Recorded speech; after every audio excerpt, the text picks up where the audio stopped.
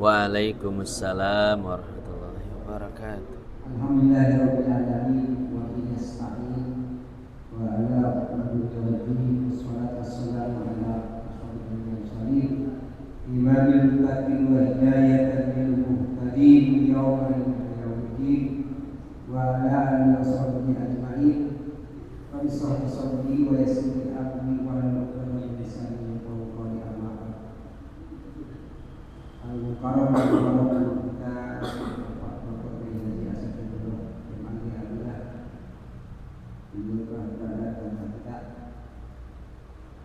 para jamaah yang dimuliakan Allah.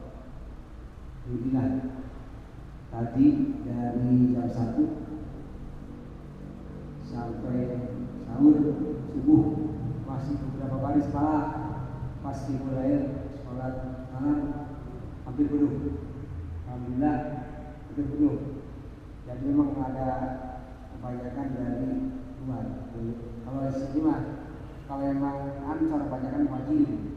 Ya. Bisa kelihatan Ansor mah ini begini, mana Ansor? Enggak ada. Saya terang-terangan di Mekah doang tuh. Ansor. Banyak ini apa? Muhajirin semua. Ini muhajirin Lampung. Bisa apa?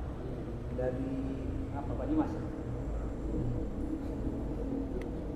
Sama ini juga. Cianjur. Jadi sama ini Tangerang. Kalau asli Ansor sini bisa dihitung.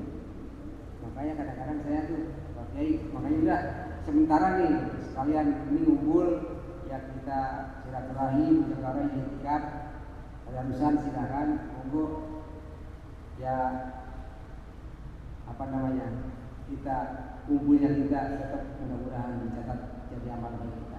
Amin. Pada bagaimanapun apapun kebaikan tetap ada nilainya, ada catatannya.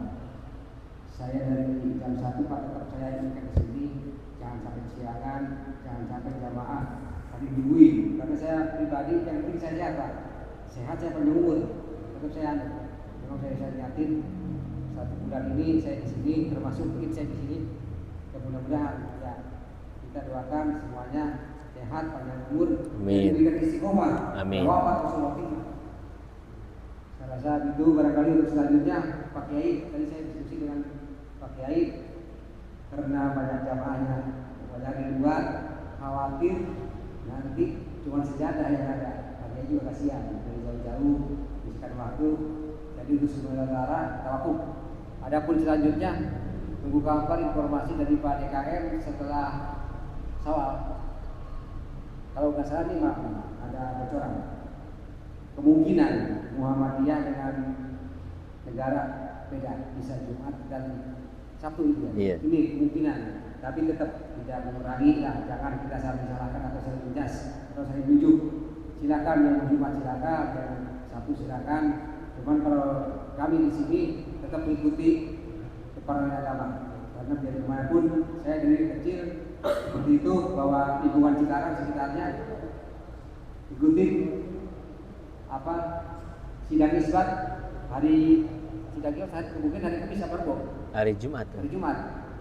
Yang isbat hari Kamis. Hari Kamis ya. Kamis kemungkinan tadi diprediksi Muhammadiyah dengan pemerintah ya ada perbedaan, namun ya jangan diperbanyak lah, tetap itu juga saudara kita, ini kita masing-masing sesuai dengan apa niatnya masing-masing. Kata siapa punya apa yang Muhammadiyah itu yang itunya pembinanya, kalau memang benar ya dapat 2, kalau memang yang salah ya dapat 1 ya. Ini mudah-mudahan tetap juga Ikhwanul Muslimin ya apa saudara kita, jadi tidak saling salahkan, tidak apa diperuncing. Intinya gimana caranya kita kembali kepada fitrah, kembali kepada apa bayi yang baru lahir tadi. Mudah-mudahan kita sampai ke Idul Fitri berpahala lagi gitu. 7 hari lagi. Tapi dipakai itu juga. 7 hari. Ini tadi bajunya udah diremehkan loh. 7 hari lagi nih Jok, masih lama. Saya rasa gitu barangkali selama Saya di sini kajian Pak Kiai, saya mohon maaf jika ada hilaf salah baik perkataan maupun perbuatan yang kurang berkenan, karena yang namanya manusia tidak luput, tidak dilepas daripada salah, dan salah dari kami kalau yang benar datangnya dari Allah. Barangkali ini mewakili Pak DKI Pak Yusri dan jajarannya, saya atas nama pengurus Masjid Babuda mohon bermaaf semuanya Pak Kiai, karena ini namanya tim kan kadang-kadang ada yang ngalor, ada yang tidur, ya jadi sama kemana orang. Makanya tadi Pak Yusri saya kembali lagi bahwa ini ansor ini bisa hidup jari ansor, banyak kan muhajirin semua. Ini saya sekarang nih kita sportif dah, ini muhajirin ansor apa ya, muhajirin Pak itu. Ya itu tadi hampir minoritas apa ansor, muhajirin yang mayoritas. Ini kita fair-fair di sini betul lah. Di bawah di Babuda kebanyakan muhajirin ketimbang ansor. Memang dari dulu ya seperti itu. Ya misalnya saya menjadi dari ujung-ujung Haji Ayam. Ini kan pribumi, dulunya mana ada? Barangkali itu tadi di situ gampang-gampang susah ngumpulin orang. Jadi barangkali memang saya memaklumi, barangkali capek. Makanya saya ini kan kata waktu, ya itu tadi mengingat pertimbangan. Saya langsung wawancara dengan jamaah yang lainnya, sebagian baji kepada pulang kampung, sebagian ada nengokannya anaknya apa kemana, apa ke Jawa, apa sebelumnya kan nggak mungkin bisa datang lagi. Termasuk Pak Mas ini tadi yang baji, saya mau berangkat menengok anak di Sukabumi, ya kan belum tentu ya pulang kira-kira lagi. Berarti itu untuk sekarang tetap pengajian seperti biasa, adapun judul nanti pakai paling arahan sekitar menyambut kedatangan ini. Allahumma bihi. Assalamualaikum warahmatullahi wabarakatuh. Assalamualaikum warahmatullahi wabarakatuh. Pak Sukri. Bismillah walhamdulillah wassalatu wassalamu ala rasulillah Sayyidina Muhammad ibni Abdillah wa ala alihi wa sahbihi wa mawalah. Qala ta'ala ya ayyuhalladzina amanu kutiba alaikumus siyam kama kutiba alal ladzina min qablikum la'allakum tattaqun. Yang saya hormati dan saya muliakan segenap hadirin jamaah Masjid Babul Huda, wabil khusus Ketua Dewan Kemakmuran Masjid Bapak Haji Syukri beserta seluruh jajaran pengurusnya, para orang tua, para tokoh, para sesepuh, wabil khusus orang tua kita sekaligus pembina Masjid Babul Huda, yaitu Bapak Haji Suntara, para tokoh, para hadirin yang mohon maaf tidak bisa disebutkan satu persatu namanya, namun tidak mengurangi rasa hormat dan takzim saya kepada beliau-beliau semua. Hadirin jamaah yang dimuliakan Allah, hari ini adalah hari Jumat tanggal 13 Maret tahun 2026. Itu tanggal Masehinya. Tanggal Hijriyahnya tanggal berapa? 23 Ramadan ya. Berarti tadi malam adalah malam ke-23. Saya jadi ingat dengan perkataan Al-Imam Ibnu Hubairah Ini dijelaskan di dalam kitab Lataiful Ma'arif. Beliau mengatakan jika malam ganjil, mohon maaf, ganjil berarti witir ya. Iya. Jika malam ganjil di 10 terakhir Ramadan bertepatan dengan malam Jumat, maka kemungkinan besar malam tersebut adalah malam Lailatul Qadar. Saya ulangin lagi, Pak.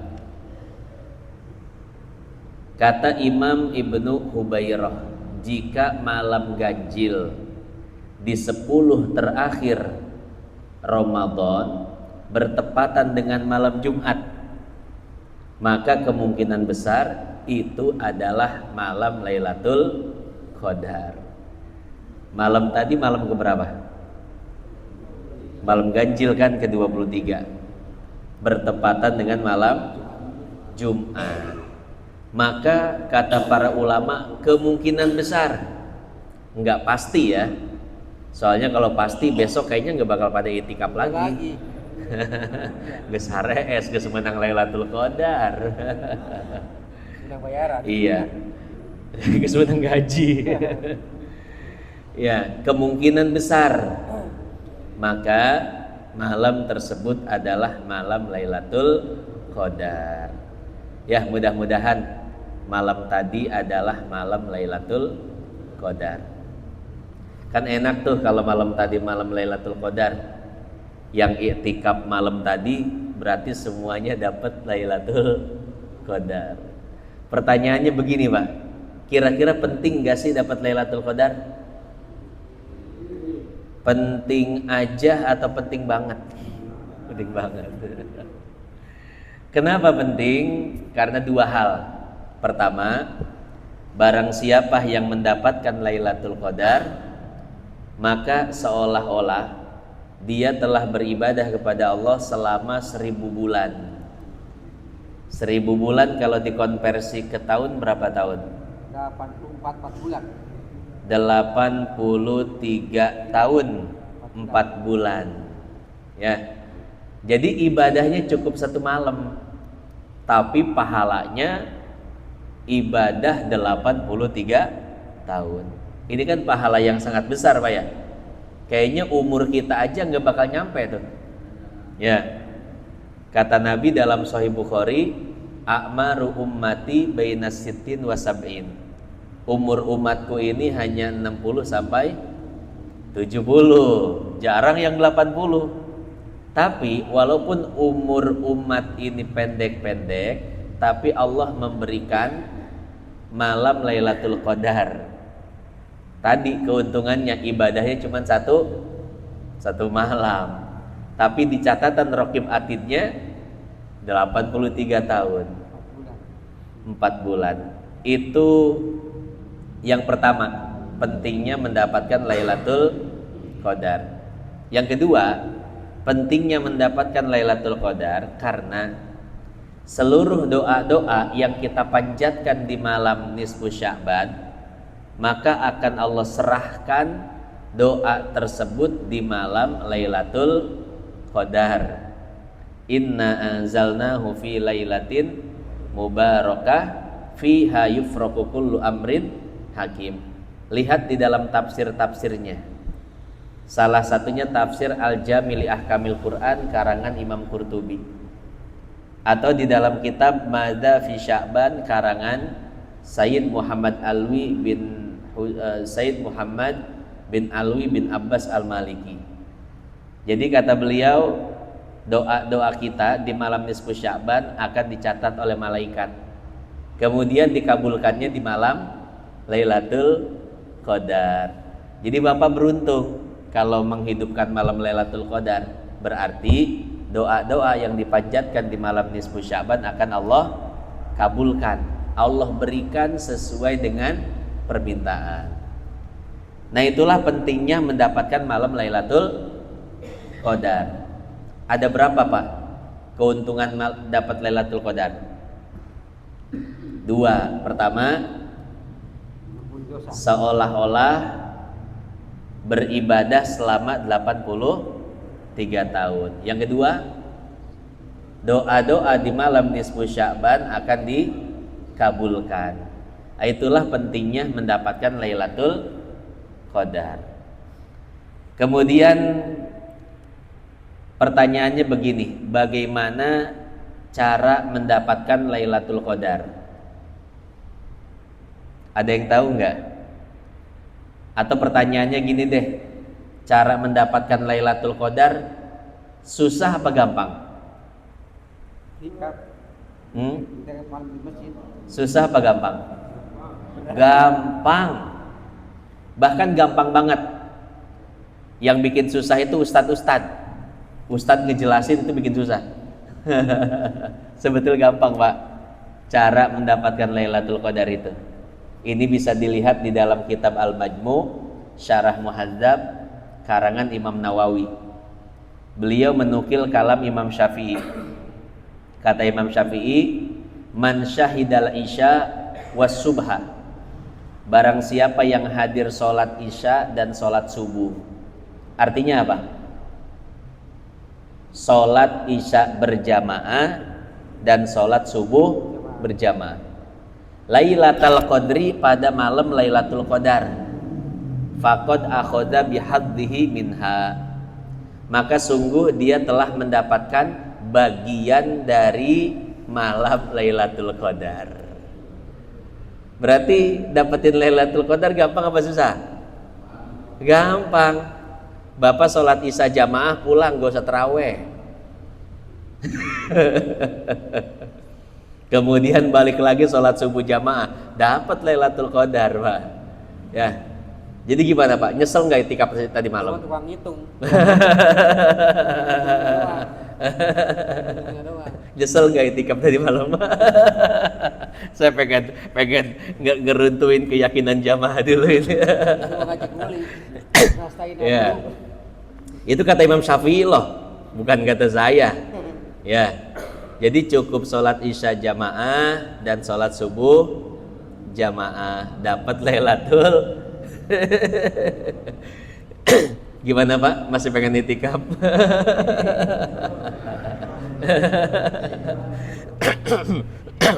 Pak Ustadz, berarti nggak usah capek-capek itikaf dong, ibadah semalaman. Begini, baru saya akan jelaskan.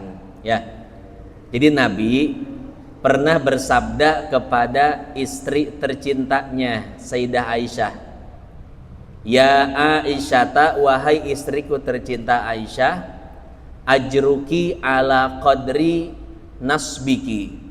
Ini hadis sahih riwayat Bukhari Muslim. Wahai Aisyah, kata Nabi, pahala yang kau dapatkan tergantung seberapa usaha yang kau lakukan. Artinya, semakin banyak usahanya, maka semakin banyak pahalanya. Berarti sama enggak, Pak? Lailatul Qadarnya orang yang cuman sholat isya jamaah dan subuh jamaah dengan orang yang Lailatul Qadarnya ibadah semalaman sampai subuh. Beda. Lah beda. Beda. Berarti kalau sholat isya berjamaah dan sholat subuh jamaah saja, Lailatul Qadarnya Lailatul Qadar minimalis. Lailatul Qadar sekedarnya, begitu ya. Tapi orang yang menghabiskan semalam suntuk untuk beribadah, isyanya jamaah, kemudian dilanjut taraweh witir, istirahat sebentar, tidur, lanjut lagi jam 2, sholat lagi, baca Quran lagi, kemudian sholat subuh jamaah, dilanjut dengan kajian. Kira-kira, Pak, banyakan mana tuh pahalanya Lailatul Qadarnya? Lah banyakan jamaah babul huda. Berarti gimana, itikaf nggak nyesel kan? Enggak. Tadi soalnya bilang nyesel. Berarti ada Lailatul Qadar minimalis, ada Lailatul Qadar yang VIP, apa? VIP. Yang banyak pahalanya, begitu ya. Kalau dianalogikan begini, Pak.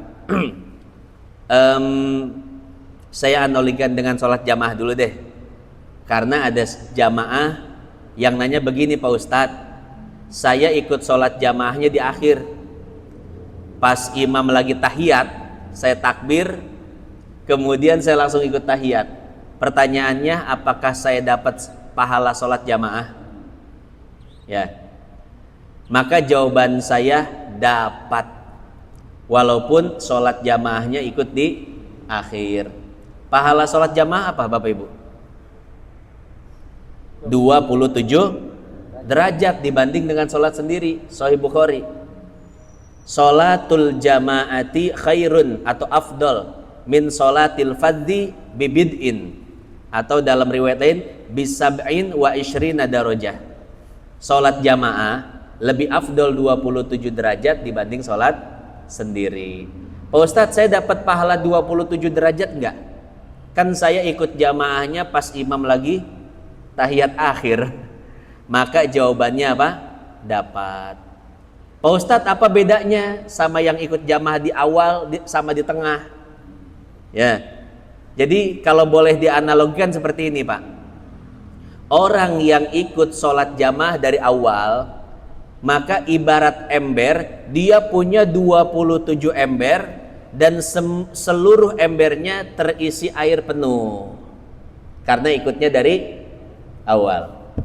Dan orang yang sholat jamaahnya ikut di tengah, maka betul dia dapat 27 ember, tetap nggak dikurangin 27-nya, tapi isinya setengah.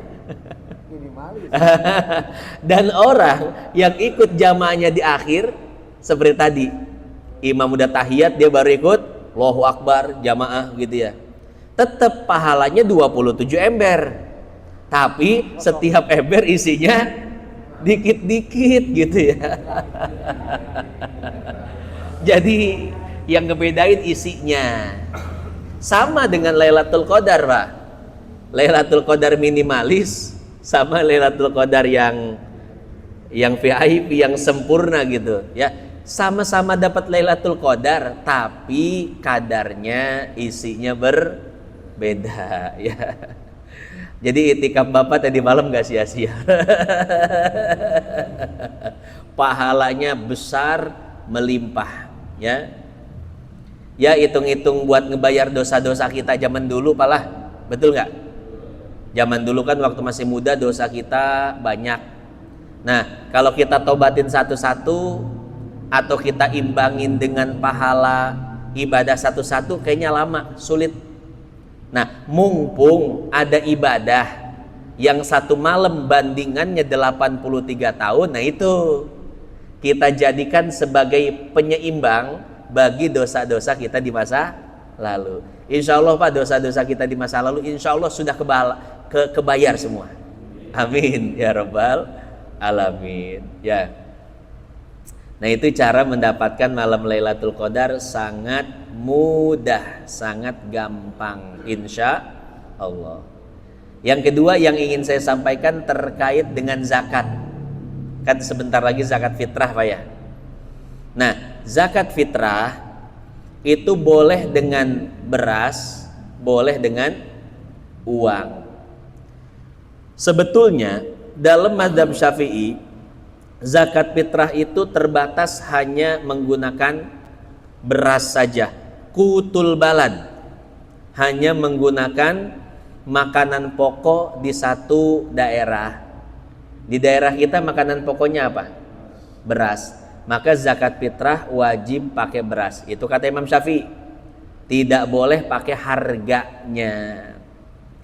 Kemudian di dalam mazhab Imam Abu Hanifah yang kemudian diadopsi oleh pemerintah, oleh Baznas, Imam Abu Hanifah mengatakan bahwa zakat fitrah boleh dengan uang.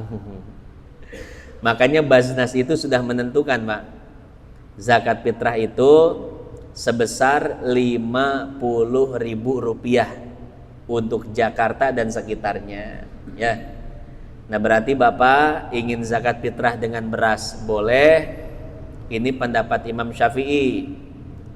Dan jika ingin berzakat fitrah dengan uang juga boleh, ini pendapat Hanafi yang sudah diadopsi oleh pemerintah kita. oleh Baznas ya. Cuman pertanyaannya begini Pak, mana yang lebih maslahat buat fakir miskin? Zakat fitrah dengan beras atau dengan uang? Hah? Kata Pak Haji Suntara beras. Tapi itu bukan ekna. Kata Pak Haji Ucok beras juga. Dia yang bilang uang siapa? Pak Kadus. Tergantung situasi ya, betul ya. Jadi dilihat dulu Pak ya, mana yang maslahat. Kalau fakir miskinnya maslahat dikasih beras, kasih beras.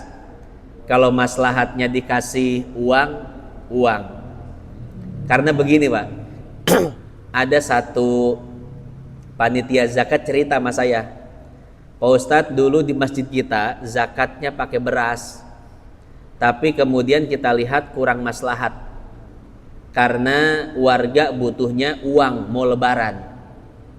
Akhirnya panitia mengganti zakat fitrah dari beras menjadi uang. Akhirnya panitia bagi-bagi uang Pak ke fakir miskin. Cuman ada satu momen yang bikin panitia kapok.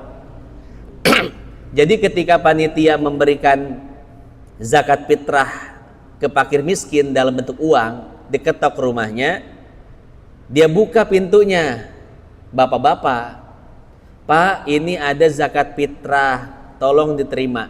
Sama si bapak diterima, kemudian langsung manggil anaknya, nah kesini, nah Pak beliin bapak rokok, pakai duit zakat tadi. Waduh, panitia langsung tepok jidat Pak. Waduh, isukan aing mual make duit geus beas. Itu Pak, panitia langsung kapok pakai duit, langsung ya beralih ke beras lagi. Ya, tapi sebagian fakir miskin ya emang butuhnya uang, dilihat maslahatnya Pak ya. Nah, jadi seperti itu. Jadi pakai zakat, pakai beras ada payung hukumnya, pakai uang juga ada payung hukumnya. Tergantung kita nih, maslahatnya ke fakir miskinnya apa? Uangkah atau beras? Ya. Kemudian begini Pak, di dalam ayat zakat, innamas shadaqatu lil fuqara wal masakin wal amilina 'alaiha, kan ada fisabilillah, betul nggak? Pertanyaannya begini, kira-kira makna fisabilillah itu apa? Di jalan Allah. Apa maknanya? Artinya di jalan Allah, maknanya apa? Apakah guru termasuk fisabilillah atau bukan? Ya. Nah, kira-kira fisabilillah artinya apa? Nah, ini perlu dilihat di dalam kitab-kitab tafsir, juga di dalam kitab-kitab fikih. Bapak bisa buka di dalam kitab tafsir yang bermadhab Syafi'i misalkan, seperti tafsir yang berjudul Ahkamul Quran yang dikarang oleh Al-Imam Ilqiyah Al-Harrasi. Ini tafsir, tapi Pak, coraknya madhab Syafi'i ya. Atau di dalam kitab-kitab fikih Syafi'i deh, seperti Minhajut Thalibin dan syarah-syarahnya Najmul Wahaj yang dikarang oleh Syekh Muhammad bin Musa Ad-Damiri, atau Mughdil Muhtaj yang dikarang oleh Syekh Muhammad Khatib Syirbini. Jadi kata Imam Syafi'i, makna fisabilillah itu cuma satu, yaitu tentara yang menjaga negara dan tidak digaji oleh negara. Tentara seperti itu berhak menerima zakat, baik zakat mal atau zakat fitrah. Nah, selain tentara itu tidak termasuk fisabilillah. Guru bukan fisabilillah, ustadz bukan fisabilillah. Maka menurut Imam Syafi'i, ustadz, guru ngaji, guru sekolah, kiai itu tidak berhak untuk mendapatkan zakat. Nggak boleh, baik zakat mal atau zakat fitrah ya. Tapi ada penafsiran lain dari Imam Malik. Ini bisa dilihat di dalam kitab Al-Jami' li Ahkamil Quran karangan Imam Qurtubi, karena emang Imam Qurtubi ini mazhabnya Maliki Pak. Atau di dalam fatwa-fatwa ulama deh, seperti Bugyatul Mustarsyidin, kemudian Umdatul Mufti wal Mustafti, atau di dalam kitab Empat Madhab, Rahmatul Ummah atau Al-Mizanul Kubro. Jadi kata Imam Malik, makna fisabilillah adalah jami'u wujuhil khair, semua ranah kebaikan maka masuk dalam fisabilillah. Berarti kalau Imam Malik, ya, guru fisabilillah, ya, masjid termasuk fisabilillah, majlis taklim fisabilillah, rumah sakit fisabilillah. Pokoknya semua ranah kebaikan deh masuk fisabilillah. Cuman Imam Malik ini punya aturan, Pak. Ya, Imam Malik punya aturan. Aturannya apa? Aturannya dalam konteks zakat fitrah itu hanya berlaku untuk fakir miskin saja. Ya, dalam konteks zakat fitrah hanya berlaku bagi fakir miskin saja. Jadi tetap dalam mazhab Imam Malik, para guru ustadz nggak boleh dapat zakat fitrah, cuman boleh dapat zakat mal, kata Imam Malik. Ustadz, guru boleh dapat zakat mal, tapi tidak boleh dapat zakat fitrah. Itu kata Imam Malik. Nah, kesimpulannya gimana? Gini aja deh biar gampang. Kalau kita ngelihat guru, ngelihat ustadz, dilihat dulu guru dan ustadznya termasuk fakir miskin atau tidak. Kalau ustadznya, gurunya termasuk fakir miskin, maka dia boleh mendapatkan zakat mal dan boleh mendapatkan zakat fitrah. Tapi kalau gurunya tidak termasuk fakir miskin, maka dia hanya boleh mendapatkan zakat mal dan tidak boleh mendapatkan zakat fitrah. Sampai sini paham ya? Insya Allah. Jadi guru itu dilihat dulu ya, dia termasuk fakir miskin atau tidak. Kalau termasuk fakir miskin, dia boleh mendapatkan zakat secara mutlak, baik zakat harta atau zakat fitrah. Kalau dia tidak termasuk fakir miskin, maka dia hanya boleh mendapatkan zakat mal, tidak boleh mendapatkan zakat fitrah. Yatim sama janda bagaimana? Boleh dapat zakat nggak? Iya. Dilihat dulu. Kalau jandanya muda, cakep, jangan dikasih zakat, kasih nafkah. Waduh. Pak Haji ini ya, dilihat dulu Pak jandanya. Kalau jandanya termasuk fakir miskin, maka dia boleh dapat zakat, baik zakat mal atau zakat fitrah. Tapi kalau jandanya janda kaya, jangan dikasih zakat, tidak berhak. Begitu pula anak yatim, dilihat dulu fakir miskin atau tidak. Kalau anak yatimnya tergolong fakir miskin, maka dia berhak mendapatkan zakat, baik zakat mal atau zakat fitrah. Tapi kalau yatimnya yatim banyak warisannya, ya, dia yatim Pak, tapi warisannya banyak, ya tidak dapat zakat mal, tidak dapat zakat fitrah. Kalau ada santunan jangan dimasukin, ya. Jadi yatim itu nggak mutlak, janda itu nggak mutlak, dilihat fakir miskin atau bukan. Kalau fakir miskin, masukkan ke dalam kategori orang yang berhak mendapatkan zakat. Kalau tidak termasuk, jangan dimasukkan, ya. Itu yang kedua, masalah zakat. Dan terakhir pesan saya begini, Bapak yang mengeluarkan zakat, jangan sampai salah memberi zakat. Karena kalau Bapak salah sasaran dalam memberi zakat, berarti zakat Bapak tidak sah. Ya. Itu pesan pertama. Pesan kedua, ketika kita bukan fakir miskin, maka kita jangan mau menerima zakat. Jangan mau menerima zakat, baik zakat mal atau zakat fitrah, ya. Kenapa? Karena kalau sampai kita menerima, berarti kita mengambil hak fakir miskin, dan itu haram hukumnya. Ya. Berarti kalau yang mengeluarkan zakat jangan sampai salah sasaran. Kalau ada orang yang memberikan kita zakat sementara kita bukan mustahiknya, maka jangan diterima.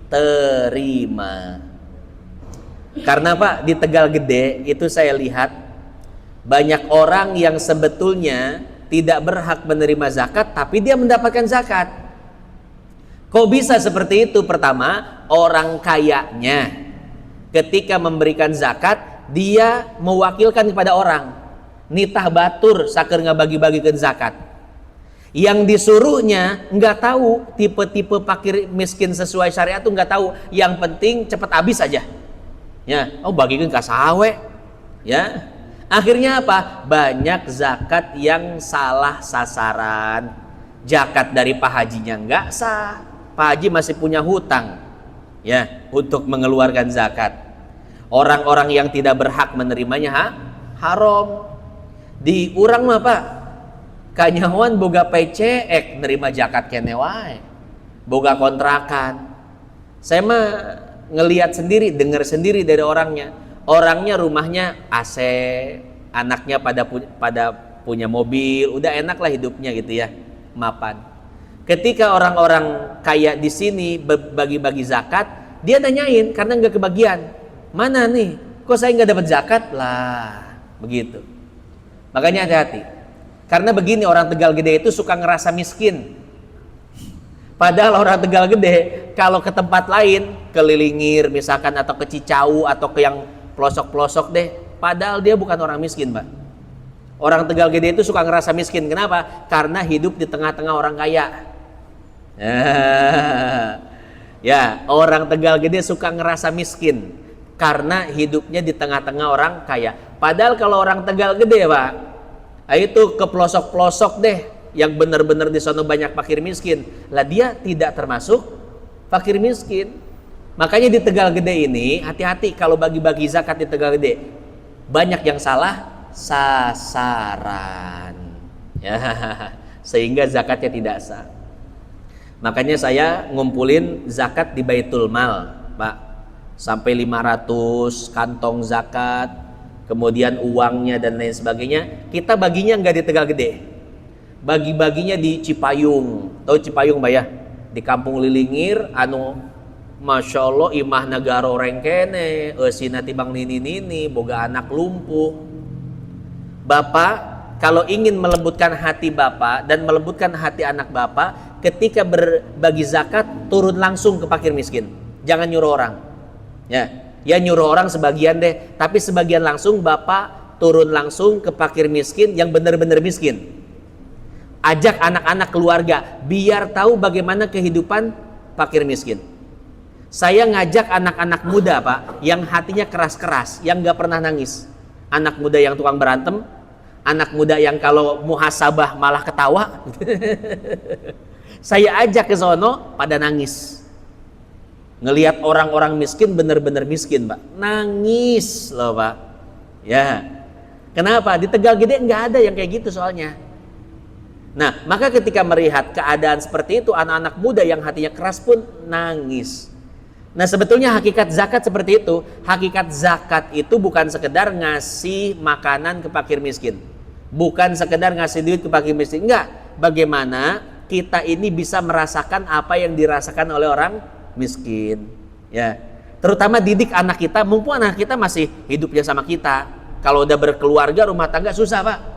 Anak yang terbiasa hidup kaya dari kecil, maka tidak akan punya sifat peduli ketika dia besar, jika dia tidak pernah dikenalkan kepada fakir miskin. Anak ajak berbagi, mengunjungi fakir miskin, orang-orang pinggir jalan dan lain sebagainya. Ya. Nah, kadang anak saya ajak juga, Pak. Anak saya yang kecil-kecil ya ke rumah-rumah fakir miskin atau orang-orang pinggir jalan. Nina kasihin, dia ngasihin. Terus kita kasih ceramah, tuh lihat tuh, mereka tuh nggak seberuntung kita, ya. Kita harus bersyukur, masih bisa makan, masih bisa. Mereka itu makan aja sulit. Nah, jadi anak-anak tuh paham kalau di luar mereka itu ada orang-orang yang nasibnya tidak beruntung, begitu ya. Baiklah Bapak Ibu, enggak ibu-ibunya enggak ada. Baiklah Bapak sekalian yang dimuliakan Allah, itu saja yang dapat saya sampaikan. Waktu syuruk jam 5:53. Syuruk ya, bukan isyrok. Isyrok bentar lagi belum. Sambil menunggu waktu isyrok, maka saya buka sesi pertanyaan. Disilahkan mungkin bagi yang ingin bertanya terkait zakat dan lain sebagainya, bebas silahkan.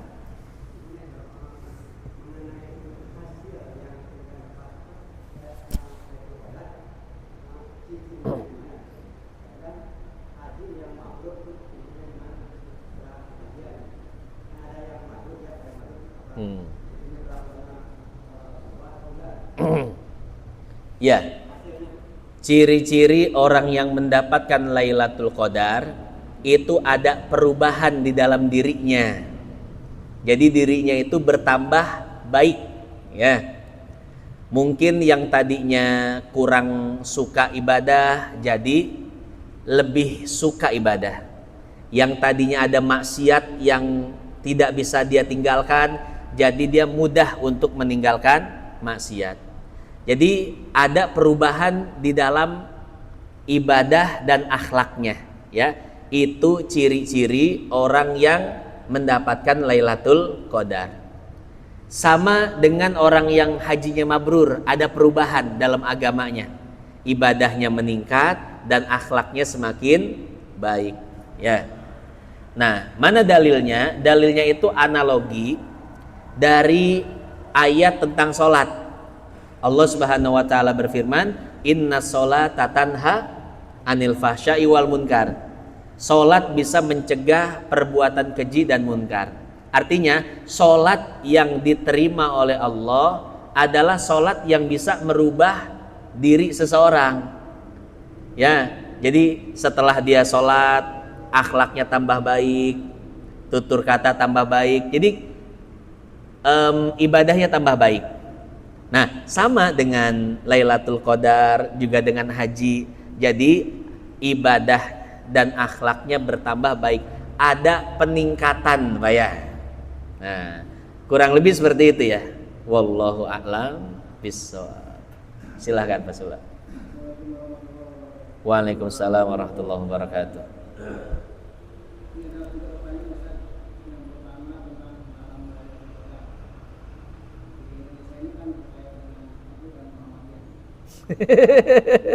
Iya. Iya.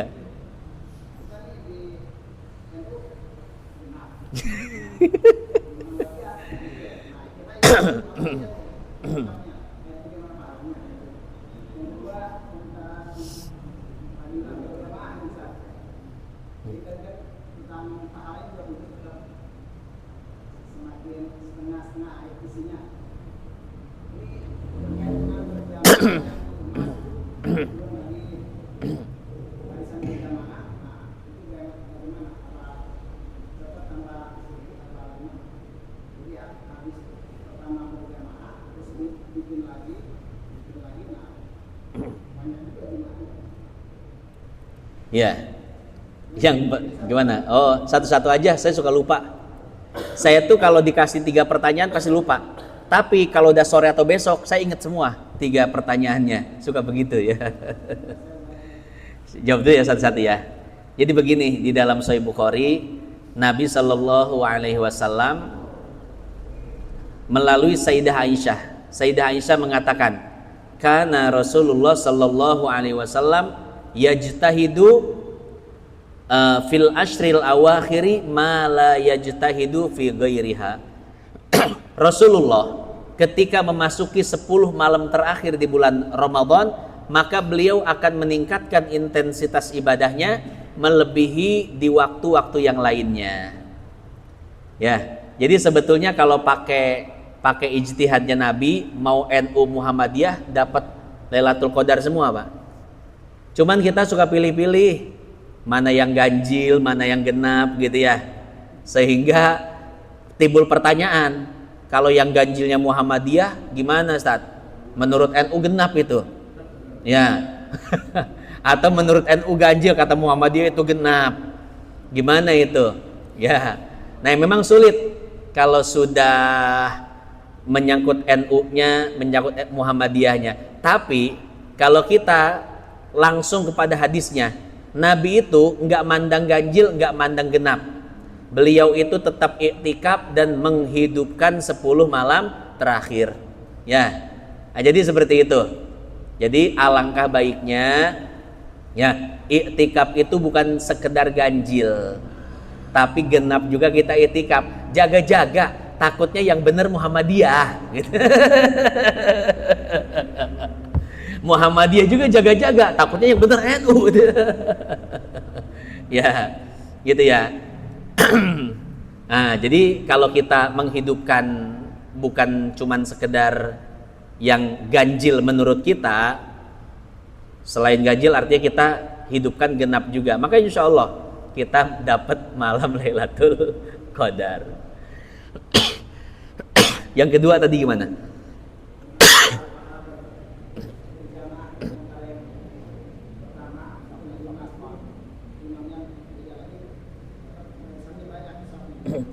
Gimana, saya belum paham.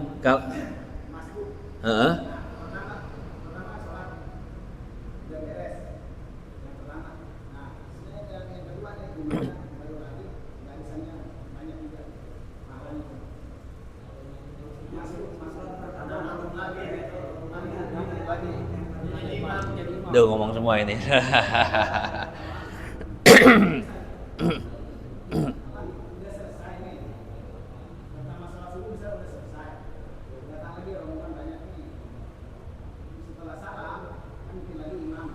Oh, jamaah baru. Nggak ada hubungannya sama jamaah pertama. Jamaah pertama udah selesai. Datang jamaah baru terus.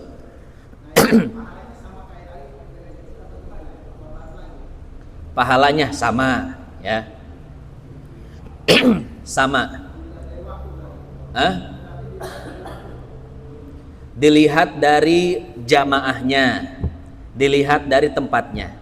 Jamaahnya sama, statusnya sama-sama jamaah. Yang awal jamaah, yang kedua jamaah.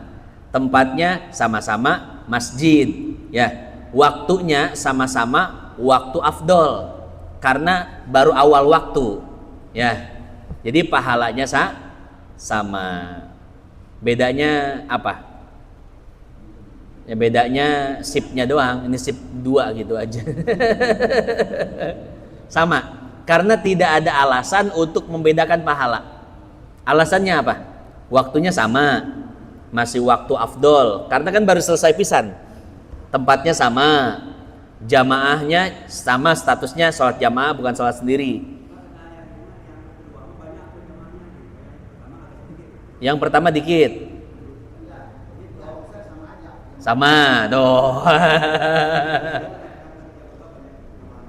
Enggak, kita tanyain aja apa yang langsung, yang nanya gimana? Sama, jamaahnya sama, ya, pahalanya sama berarti. Emang di musola Anissa nunggu selesai gantian. Iya, di musola Anissa sama di Aeon.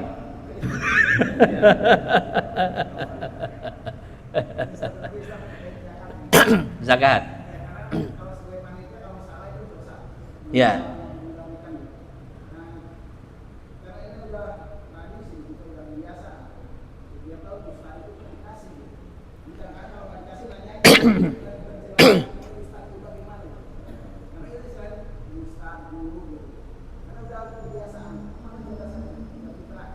Padahal ustadznya nggak termasuk fakir miskin, tapi punya pecek ustadz.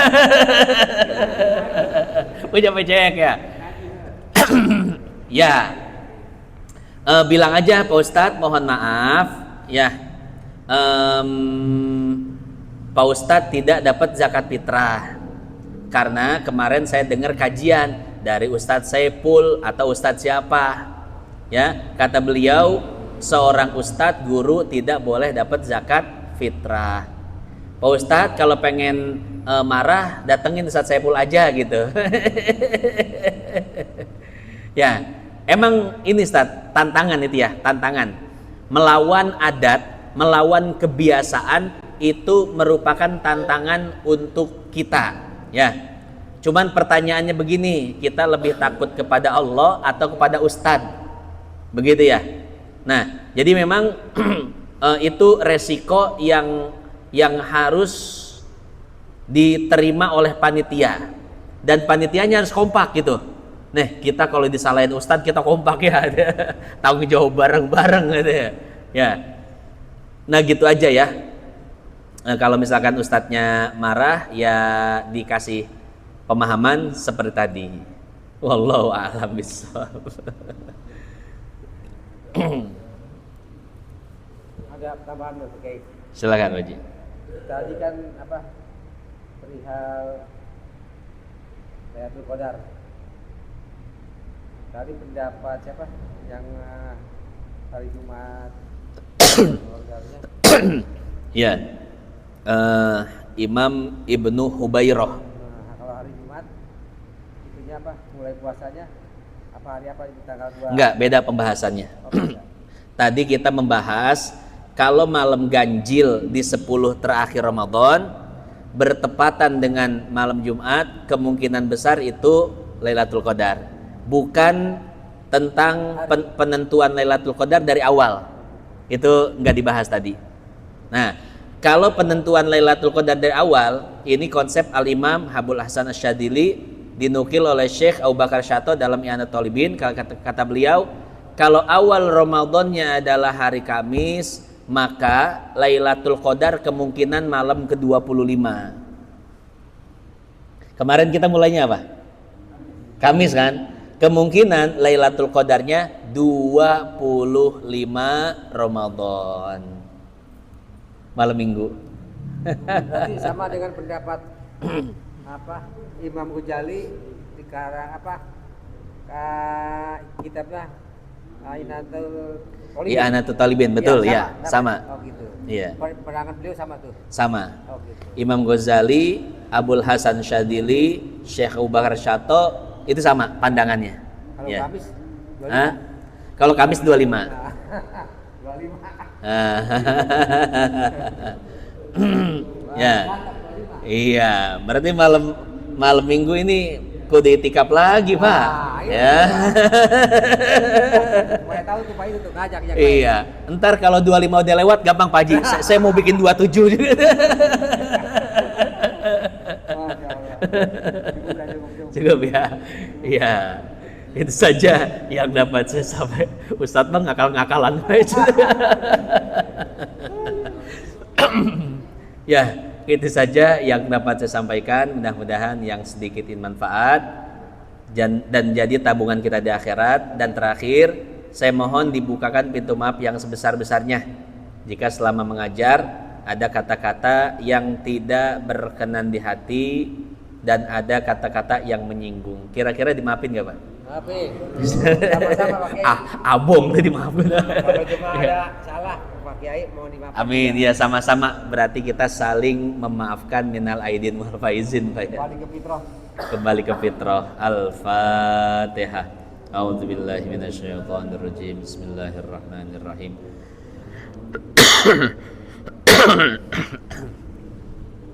Iyyaka na'budu wa iyyaka nasta'in ihdinas siratal mustaqim siratal ladzina an'amta 'alaihim ghairil maghdubi 'alaihim waladdallin. Allahumma taqabbal minna salatana wa siyamana wa qiyamana wa ta'allumana wa tammim taqsirana ya Allah ya arhamar rahimin.